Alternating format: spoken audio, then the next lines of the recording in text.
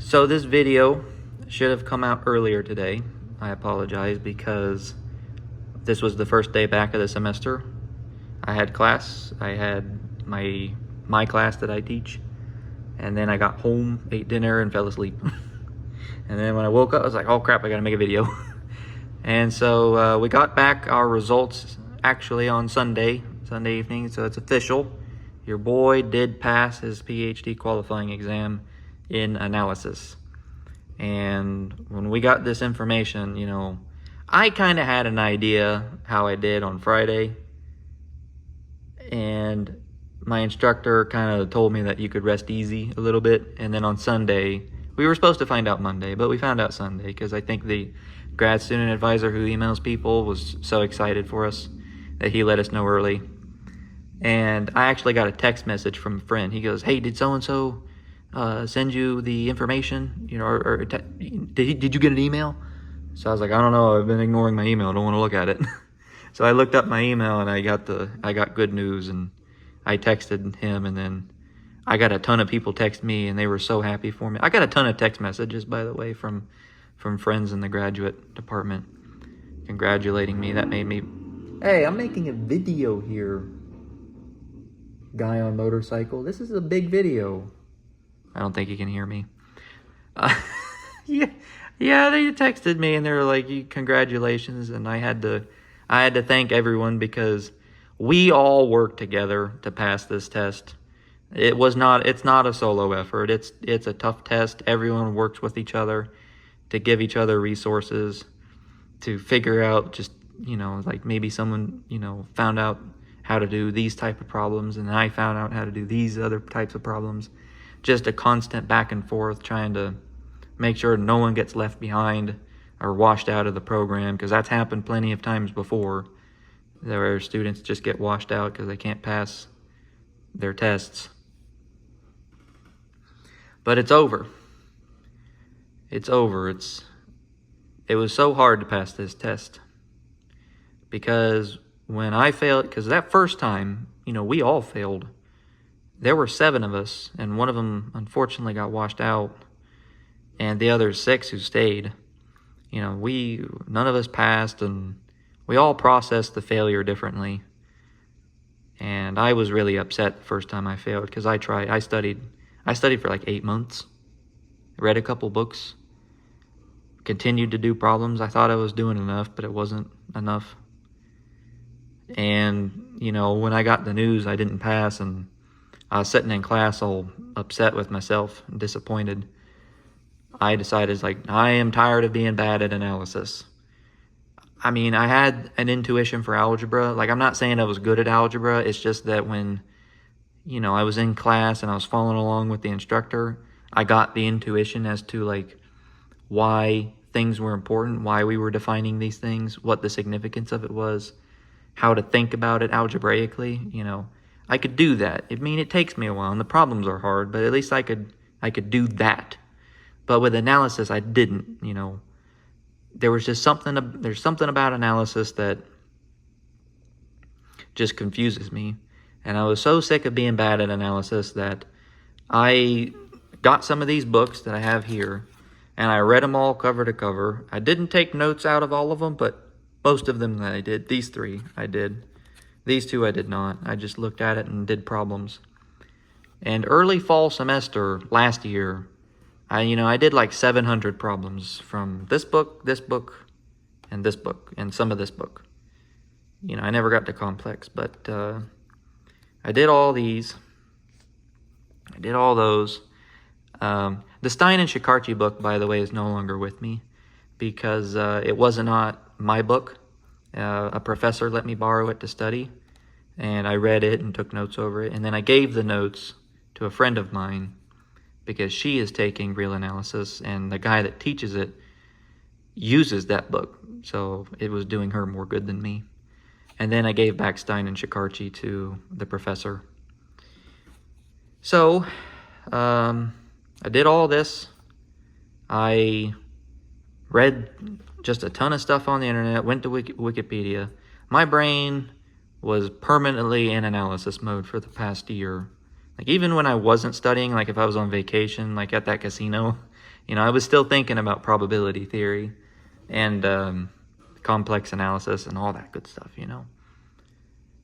And I think in total, if you don't count those, well, no, you have to count those. If you count those 700 problems plus what I did in addition to study for the test, my estimate comes out to be about 1,500. I think I did maybe 1,500 problems. I like to say 2,000 because it sounds more impressive, but the truth is probably closer to 1,500.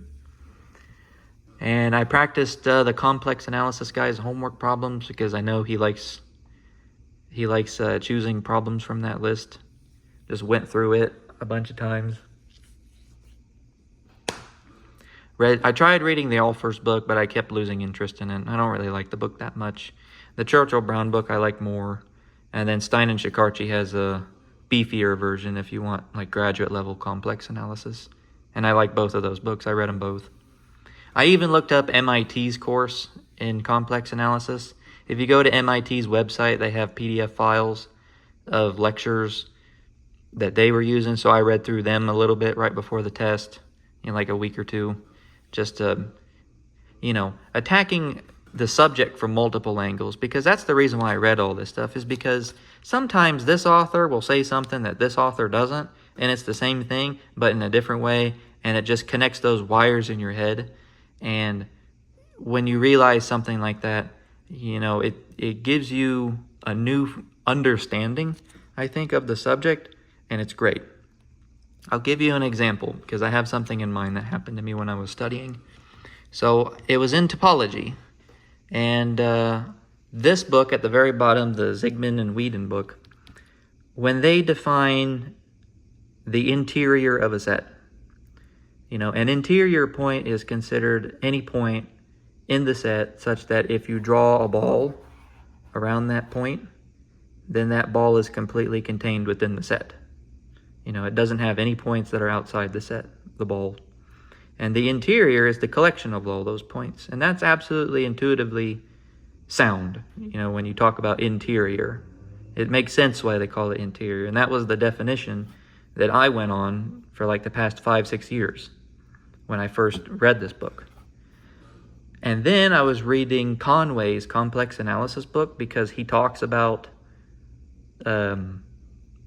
topology just a tiny bit, and he mentions something in there, and it made so much sense when I read it, where he defines interior as the smallest open set contained within the set. And I sat there and I thought about it, and I was like, well, that's actually like really profound. Like, it's obvious that you say it out loud, but my brain was always just going off of this definition, and now, but you see, it gives you a different way of thinking about it. I don't know if that made, as big an impression on you as it did me, but it made a big difference on my understanding of it at the time. And that the closure, by that same argument, is the smallest, I said the interior is the biggest. It should be the interior is the biggest open set contained within the set, and the closure is the smallest closed set that contains the set. And that kind of made, that just, I don't know. It's like, I don't know if I'm explaining it very well, but it gave me a new understanding of the subject, and it's a great feeling when you do that in math, when you've been studying math for so long and you start to see things from a new perspective. I don't know, maybe I'm just rambling here. But I show this to you here because I wanted to give you guys an idea of, what they put us through, so to speak. But now I can start figuring out what I want to do research in, and I got this book from the library called A Course in Convexity by Barvanok. And I've read, not the first chapter, I'm trying to get through the first chapter. I'm taking notes over it, and I'm trying to do some of the exercises in it. But I'm definitely doing the proofs too. I never really got to study it much, and now that I'm past the quals, I'm going to go through this book and read it, because it's actually a pretty good book. If you want to understand convex geometry and you don't have much, graduate level math under your belt, but you do have some undergraduate math under your belt, then I would recommend it. So far it's a pretty good read. Maybe not read everything in it. You can pick and choose. Okay, so what about the actual test itself? The test, so the real part was on Wednesday. It was the first one we did. And they want us to do it in 5 hours, but the instructor really doesn't care if we go longer. So he said, take as much time as you want. And for me, that test, it was 5 problems. We split it up into 2 parts just so that there's no confusion. The real part we took on Wednesday and the complex part we took on Friday. Each part's 5 problems. So on Wednesday, for the real part, that test took me 10 hours.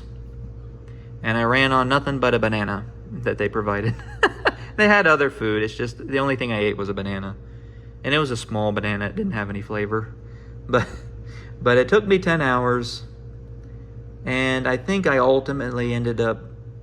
I'm not going to show you the test because I don't think the exams have been posted to the website, the university website yet. When they are posted, I'll show you the exams. I think I will show you one problem at the very end of this video because I don't think it's too big a deal if I show you one problem. And I choose this problem because it kind of gives you an idea of what I was up against. Here, let me move this backwards. So it took me 10 hours on Wednesday. That was not unusual, by the way. There were other people, there were plenty of people in that room that were still there at the 9th hour. And we were fighting for our lives in that room. I was looking around the room and we were all waging war. We fought so hard. And I know I solved problem number 1 and I solved problem number 4 without a doubt. Problem number 2 was a 2-parter. I solved part 1. Part 2 was construct an example. And my example didn't work. And then when I went back over to try and make a new example, I knew what the example had to look like, but my brain just would not think straight. And I couldn't make the example. And I spent maybe a full hour and a half, maybe 2, of just trying to get the example to work. I don't know what was wrong with me in that moment because I knew the example wasn't crazy and I knew what type of example he was going for, but it was just frustrating me to death why I couldn't solve problem 2B. And in hindsight, hindsight's 20/20, but in hindsight I should have given up on 2B and spent more time with number 3, because number 3, my answer was like tantalizingly close to the right answer. And the thing that killed me is that when I finally turned it in and went home and started eating dinner, I kept thinking about number 3 and I had to stop myself because I was like, no, don't think about the test. It's over. It's in the past. But I couldn't do it. I was watching YouTube videos. I was eating my dinner and I was like, no, don't think about it. And I just couldn't help myself. So I put everything aside, turned off YouTube, got out a sheet of paper, and in about 3 minutes, I solved the problem. And I was so mad at myself. I was like, if I had taken that time away from 2B and put it into 3, I would have had 3 as a complete answer. And I woke up at like 4 a.m. and I typed the solution and I emailed it to the proctor. And I says, here's number 3. I solved it. I solved 3. And I don't know if he ended up counting it. Probably not. But I do know that I was stupid close to the right answer. And then I completely skipped number 5. I ran out of time. Like, I had an answer for it, and then it was wrong. And I was like, okay, I'll think about it later. But then, 10 hours went by, and I didn't have enough time to really think about it. Because I knew that problems 1, 2, 3, and 4 were in my grasp. And if I could just get 4 out of 5, I wouldn't even touch 5. I would just get those 4. So that's how the real part went. And then on Friday, we had the complex analysis. And when I saw it for the first time, I was a bit scared because there were some things on there I didn't study too much. Like, it was some weird stuff. But I had seen it before, and during the test, I had to remember how to do it. So I skipped the first problem because it would take some time for me to figure it out. Problem number 2 was a contour integral, and it was a type of contour integral that I had seen a few times before, but I didn't really practice it that much. But I was able to successfully remember how to do it during the test, and I got it correct. Problem number 3 was a conformal mapping. Did it perfectly. Problem number 4 is the one that I'm going to show you in a few seconds, and I'll tell you about it when I get to it. Problem number 5 was my favorite on the test because I immediately identified the trick that was needed to solve it. I didn't execute it perfectly at first, but then the proctor gave me a hint. I'm so thankful he gave me the hint. He said, think about the proof of Schwarz's lemma. And I knew that Schwarz's lemma was applicable in this situation. So I said, okay, how do you prove Schwarz's lemma? And then I proved Schwarz's lemma on a separate sheet of paper, and I looked at how it was proven. And then I said, well, let's do this thing for this problem in this way. I know that's kind of doesn't mean much without the problem in front of you. But I was like, okay, maybe if I use max modulus principle here, the answer will come out magically. And it did. The answer just fell out in front of me, and I was so happy in that moment that I solved it. So I got question 2, 3, and 5 immediately correct. Problem number 1 was basically Abel's theorem from the Alpers book. It was a piece of it. It wasn't the entire Abel's theorem. Abel's theorem is 3 parts, but the second part is, or not the second part, but the first part is what they wanted us to prove. And when I saw it, I was like, I don't know if they're going to choose something like that on the test. Normally they'll choose something like Cauchy-Goursat or something. But no, they chose that weird theorem, and I had the idea right, but I did not execute it well, so I did not get full marks on problem 1. But I did solve, I got the idea of it correct. I did 2 right, I did 3 right, I did 5 right, and 4 I did do completely correct. So altogether, my score was a passing score, and that was the end of it. So what does number 4 say? So let me pull out number 4 here. I wrote it up off to the side. So the idea of number 4 is this. You are given 4 distinct points in the complex plane, and you want to show that they can be mapped to the points 1, -1, k, and -k, where the value k is completely dependent upon the 4 points chosen. Okay, so that's the problem. Oh, and you have to do it from using a fractional linear map. This was a homework problem that was given in the course.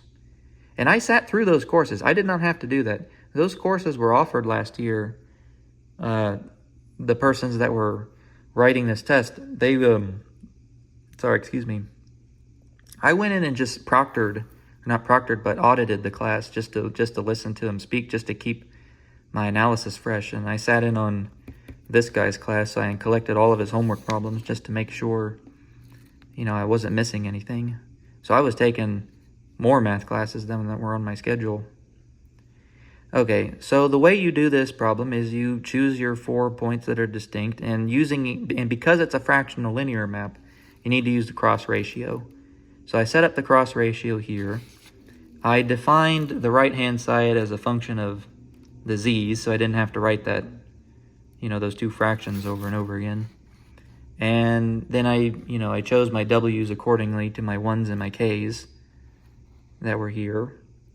And then we see that the left side can be reduced to the fraction squared. Then we take the square root, and then it just becomes algebra. You solve for k.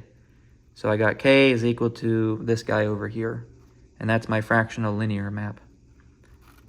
And so I went to the proctor, and I said, he allowed us to, I should tell you this, he allowed us to have him check our work, and he would tell us if we got something right or wrong. But he would not, if we got it wrong, he would not tell us why it was wrong. So it's not exactly like, he's taking the test for us. He says, okay, you screwed this up, you need to go think about it more. You still had to do the problem yourself. So I got to this point, so you can see the curly line. So I showed him the solution, and he read it, and he like thought about it for a minute. And I was like, "What? Why are you just standing there looking at it?" He goes, "I don't know. There's something missing here." And then he told me, like, okay, so you should. He told me this when he was done thinking. He says you should show why the numerator and the denominator can never be 0. And he actually told me that the numerator can't be 0 is pretty obvious, but you should. And he told me that if you need to fix it, you should tell me why the denominator is not 0. And he said it was a quick fix. And I went back and thought about it and thought about it and thought about it, and this is what I ended up writing. So this middle piece here is the explanation as to why the numerator is not 0, and it's by contradiction. You assume it is 1, do a bunch of algebra, and you'll see that z1 is equal to z3, but the points are distinct, so it's nonsense. And apparently I didn't really have to do this, but I did it anyway because I did not want to miss points. So I did it, and that's what I wrote. The part that he told me that I needed to do was why denominator is not 0, which is what this line is down here. And I asked him, without this line, how much is this worth? And he told me that it's worth 6 out of 10, just without this line there. And now you understand why I was so stressed about this test. And I told him I thought that 6 out of 10 was unreasonable, but he said that it was completely reasonable. So that's what I was doing for the last year, making sure and this is how apparently you do number 4. I want to show you the solutions to the other problems too, but until it's posted to the website, I'm going to hold off on it. So anyway, it's over. The real fun begins, and I'll keep you guys updated. Thank you for, by the way, I should say this, to all those people that commented, good luck. We believe in you. Those comments mean a lot. So thank you very much.